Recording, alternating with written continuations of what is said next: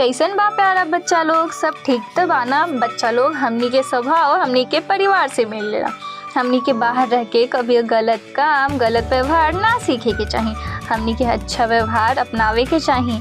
कई बार हम अपन ज़रूरत की वजह से वो बन जाइला जे हम ना होखिला। बच्चा लोग, ऐसा करे से हमनी के सदा नुकसान होला। बच्चा लोग, ई बात के समझावे खातिर हम एगो मज़ेदार कहानी लेके आयल बनी।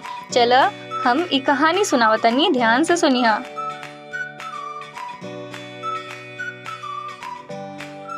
बहुत समय पहले के बात बा, एगो गांव में गज्जू नाम के एगो धोबी रहत रहे।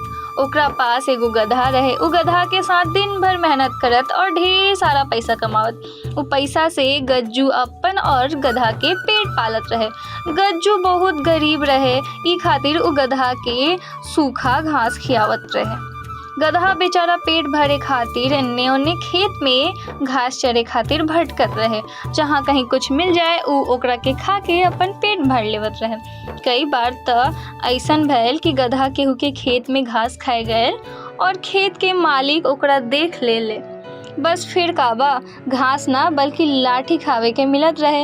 ई देख के गज्जू भी बहुत दुखी होत रहे। समय ऐसे ही बीतत गई। एक दिन के बाद बा, गज्जू अपन गधा के जंगल में घास चराए खातिर ले गई। तबे ओकरा एगो मरल शेर के खाल दिखल। खाल के देख के गज्जू के दिमाग में एगो मजेदार आइडिया आयल। उ सोचले कि अगर हम ई खाल अपन गधा के उड़ा दी तो लोग एकरा शेर समझ के ऐसे डरे लगी और एकरा के भगाए के बजाय खुद भागे लगी है। ए तरह से ई बिना दिक्कत के केहू के खेत में घास खा पाई।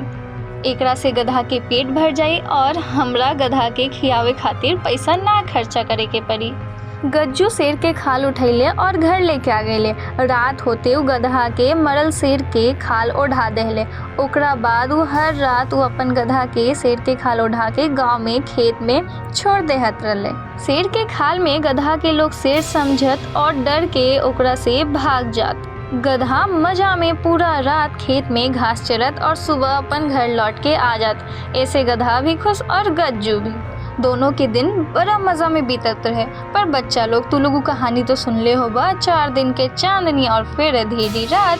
बस उहे भली कहानी में आगे। अब खेत के मालिक इस शेर से बहुत बुरा तरह से परेशान हो गए।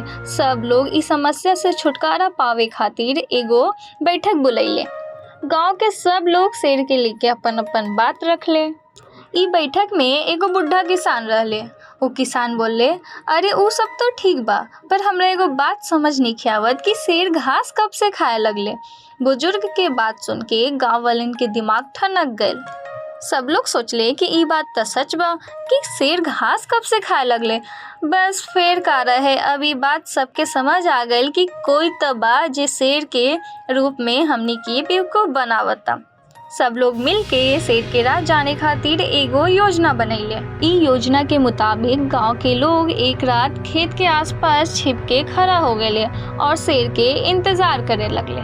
गधा हमेशा के तरह शेर के खाल ओढ़ के उ खेत के घास चरे आ गए। उ मजा में घास चरे लागल।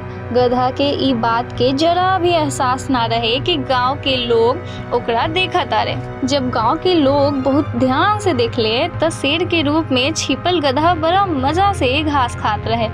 अब गांव वालन के पक्का यकीन हो गए कि ई कम से कम शेर त ना है, बल्कि शेर के रूप में कोई और है।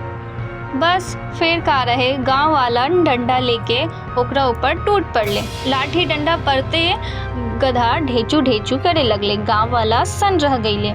शेर के रूप में उनका सामने गधा रहे। जब तक वो लोग लाठी रोकते तब तक काफी देर हो गल रहे।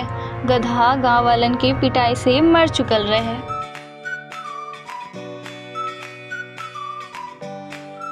तब बच्चा लोग, ई कहानी से तू लोग का सीखला? बच्चा लोग, ई कहानी हमनी के सीख देवेला कि खाली बाहर से भेष बदल लेवे से हमनी के अंदर से ना बदले जाइला। जे हमनी के होखिला, हमनी के वैसे ही रहे के चाही। सूरत बदले से सीरत ना बदलेला। त अपन सोच बदला, मेहनत करा और सच्चाई के रास्ता पे चला। पे चला त सब मिली। समझ गेला ना ई सीख? तब बच्चा लोग, अब हम चलत बानी, फिर आएम एगो और मजेदार कहानी के साथ। तब तक खातिर तू लोग खूब पढ़िया और अपन ध्यान रखिया।